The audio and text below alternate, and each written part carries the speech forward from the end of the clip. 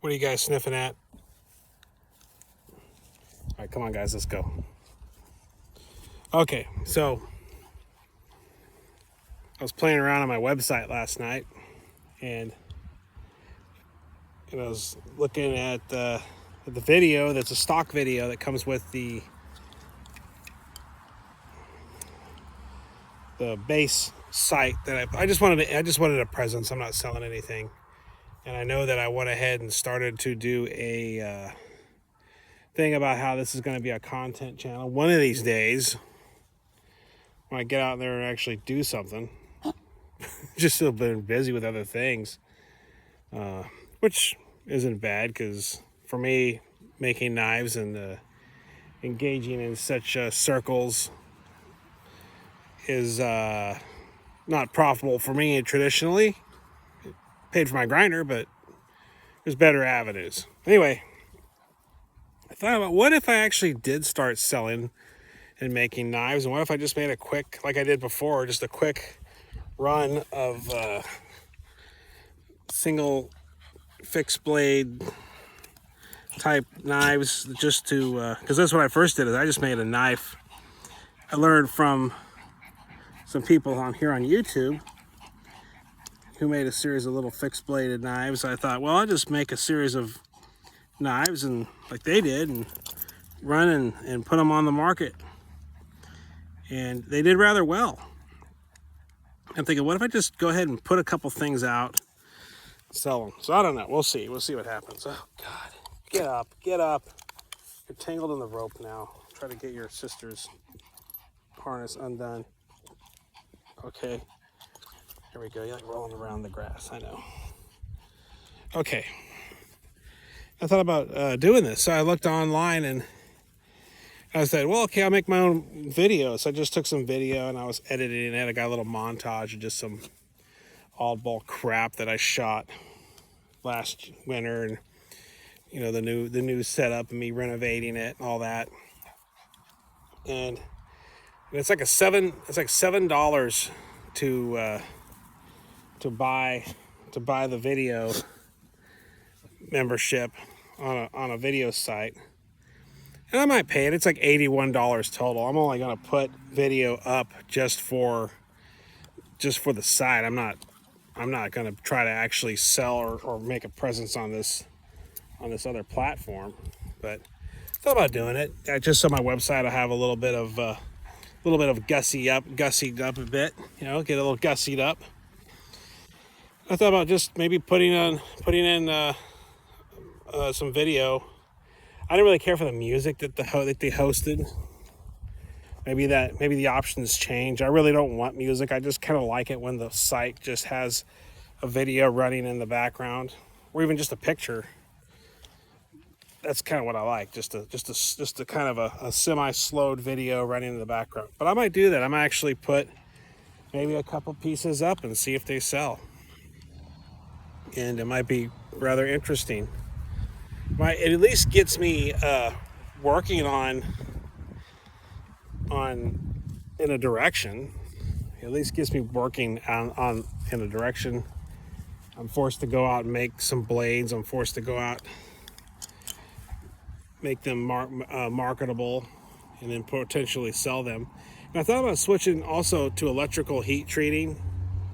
I might actually get off the forge and go to a kiln. I thought about doing of course there's Paragon, but I recently thought about doing a hot shot. And I don't know, I might actually keep it at 110 instead of rewiring a hard 220 hard line.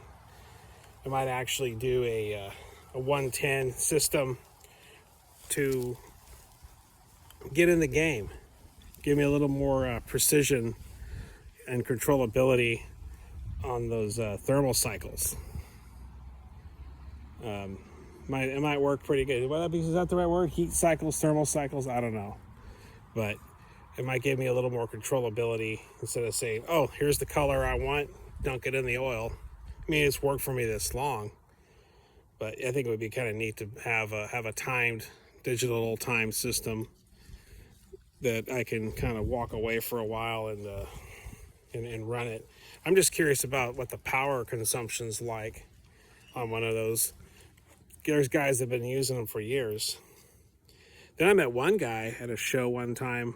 He said that we're talking about cryo, and he at the time ATS 34 and 154 CM were kind of the go-to hybrid stainless steels. And he says he just he said he doesn't even start up his electric anymore.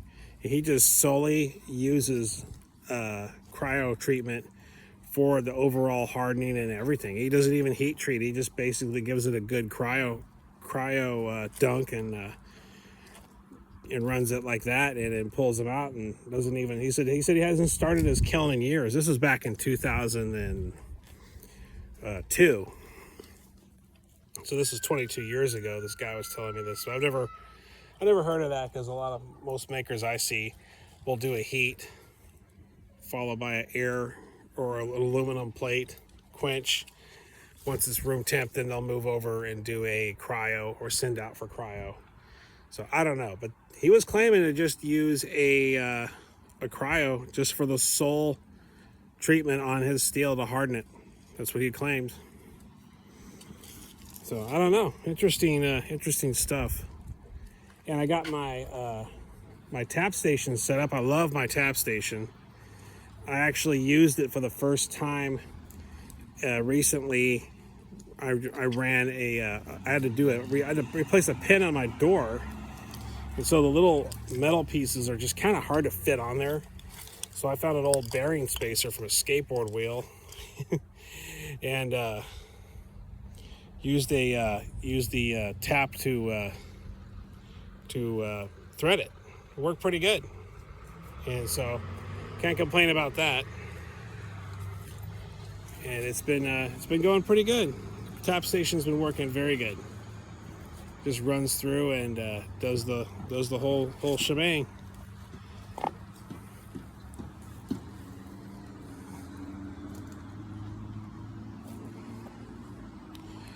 But it's gonna be fun. It's gonna be fun getting this stuff done. I love my tap station. I got a few things tapped. I've been doing some practicing with it. Works pretty good. I love how I did the pedestal with the blue and the clear. I think going the extra route to stain and finish base, pedestals, and furniture for machinery. It's just a nice touch.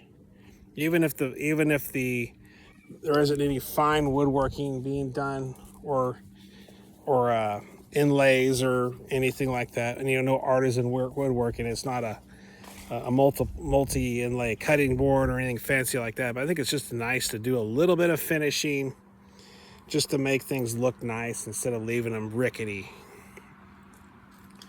I kind of enjoy that, and I'm pretty clean. I clean up after every time I do anything. So, but yeah, it's been going pretty good. I got back from Omaha a week before last. So once the Omaha trip was over, then I can begin to focus on other things. I just kind of stayed and held all my money just for the trip, so I would be sure, I would have a enough to return home if I had an emergency, or enough for a hospital or something if I had an emergency while I was there. I just want to make sure I had a nice cushion. But now that I'm done, I can kind of put some of that, I can deploy some of that back in my investments and focus on a couple new tools. And I think the Hardcore Grinders thread cutter will work good for those smaller screws. I think that's going to actually be a pretty good sound purchase. It was a little spendy, but I kind of like the option of cutting those back instead of messing around with trying to grind a couple threads here and there. So I'm pretty happy with that. And I'm still going to stick with 440C, and I'm still going to stick with stainless for the liners.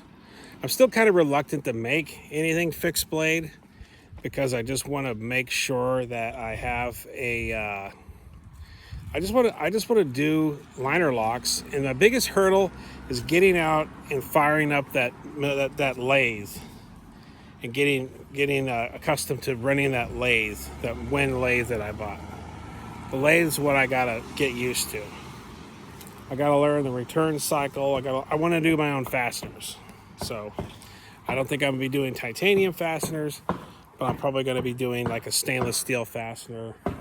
Maybe I'll do titanium fasteners, see how comfortable I am with it. Looks like chips are a little bit easier to brush up around the site, so it's not like it's really hard to get to or anything like that. So I think I might be able to. We'll see what happens. We'll see how it goes.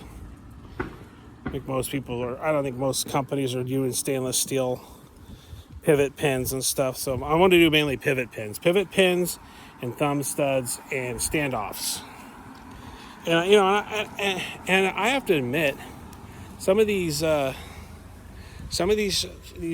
overseas made knives have an interesting, unique hybrid. Have a hybrid thing with where they do a actual solid spacer in the back with pivot with a standoff to give that spacer a slight gap, which I think is actually kind of an interesting concept. So they'll drill in or do something, sit in a couple of standoffs, and lift that pivot pin maybe about 1/3 of a millimeter out, so that you can see light. But then there's still a spacer that's anodized a completely different color, and they'll color them different colors. I kind of like that quality. It's different, It's a different quality. So I'm really interested in that. It looks very labor intensive. Probably certainly wouldn't want to pay anyone over here to do it. But yeah, it looks pretty fascinating. So yeah, it's been going pretty good. I can't complain. It's everything's kind of we've kind of got out the other side of a few things. Everything's going pretty good at work. And what was that? You didn't get stung, did you?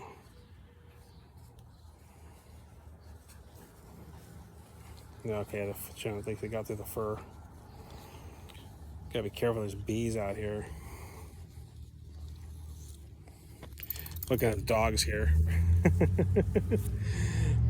All right. Well, anyway, it's going pretty good. Can't complain. And so don't worry about the haters. Just let the haters worry about you. See you on the next one.